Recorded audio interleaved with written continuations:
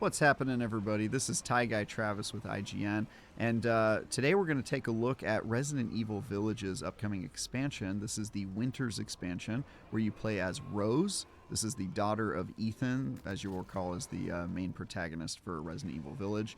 And as you can see here, she's running away from a lot of stuff. There's creepy goop, sinewy zombie-type creatures, and there's also this purple ooze that flies out everywhere like it's coming from the mind of R.L. Stein himself. If this is a little surreal to you, it's not typical Resident Evil physics. It is, in fact, intentionally kind of dreamlike because it takes place, this expansion takes place in somewhere called the Realm of Consciousness.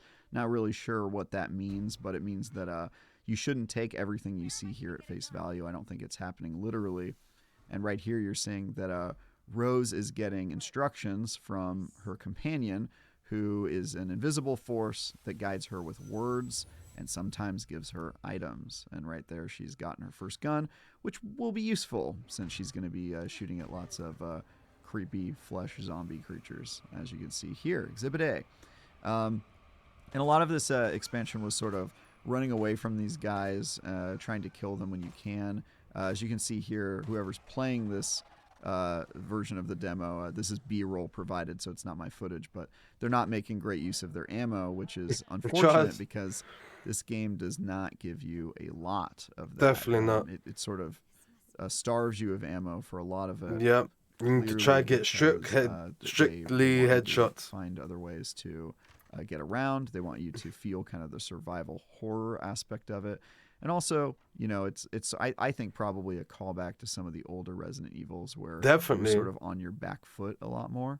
And I definitely felt that in this expansion. I didn't really die or feel like I was in terrible danger because it's clear this is from an early part of the game. But they don't hold your hand and they don't give you a way for you to just kind of fight your way. Oh, my God. You can see here she's running out of ammo pretty quickly. Looks like she just used her a lot shot. And she's probably going to get her face ripped off now. Yeah, there you go.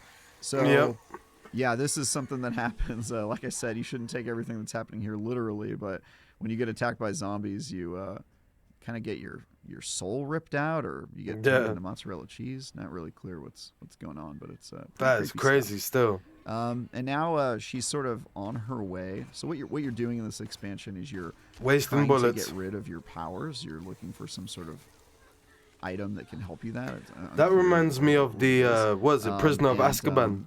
She's fighting her way through these hallways to gain abilities that can help her navigate the mansion. So you do get superpowers in this game, which is pretty interesting. Superpowers? And the first one helps you deal with these flowers that you see everywhere and the purple ooze that's kind of blocking your path and can kill you if you step in it. And so yeah, that's objective A, is to get rid of this stuff. And so she needs to get some powers. In the meantime, though, they do some interesting stuff. They make you solve puzzles to navigate the room without destroying the goo, which is, you know, kind of reminiscent of older Resident Evils where you're kind of solving puzzles throughout a mansion, which is a nice callback. Oh, definitely. She's going to use this ladder as a bridge. Good old ladders as bridge. Not anything I've had to do in real life, but in games it seems pretty often you have to use a ladder. Super often. And I think right here she just got her first ability, so we're gonna get to see her use it in action to help clear out areas, which is nice. Yeah, so there where you see the goop attached to the flower, you can simply just point at it once you get your ability, and then it turns to ash. Damn. This, of course, gives you access to items. You can pick up items if they're inside it, which it looks like that was an empty vase, unfortunately. But a lot of times they have items in them.